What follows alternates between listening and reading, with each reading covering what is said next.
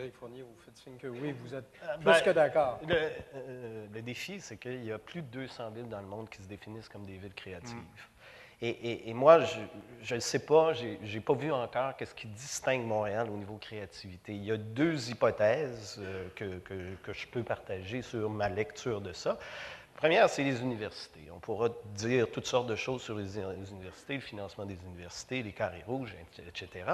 Mais il en demeure pas moins que Montréal, avec ses 4 universités, le nombre d'étudiants étrangers qui viennent ici, la créativité part de la jeunesse, part des jeunes qui se rassemblent, part des jeunes qui travaillent ensemble, qui ont une volonté de faire des grandes choses, qui ont une volonté de défoncer des murs.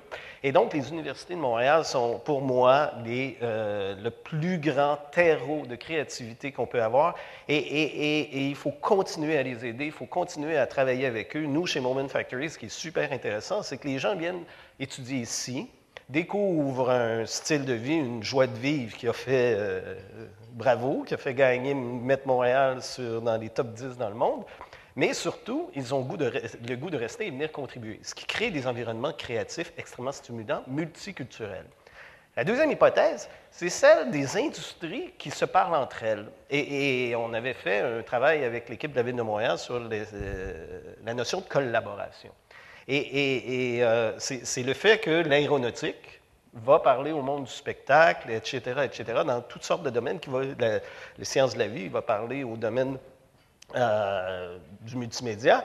Mais ce qui ressort de ça, et puis je vais vous donner un exemple, on a fait le spectacle de tournée de Nine Inch Nails il y a 4 ans, 5 ans, et le défi qu'on avait, c'était de faire une reconnaissance de mouvement de présence du chanteur Trent Reznor sur le stage, sur la scène. Et fondamentalement, évidemment, on est dans un environnement extrêmement turbulent qui est celui d'un spectacle dans un aréna où il y a de l'interférence, toutes sortes de signaux, et il faut démonter à tous les jours.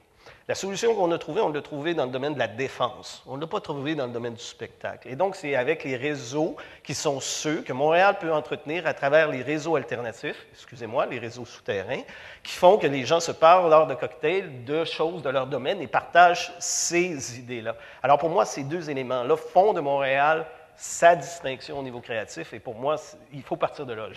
J'adhère dans la notion de l'écosystème, mais ces deux éléments-là sont pour moi des piliers fondamentaux de Montréal.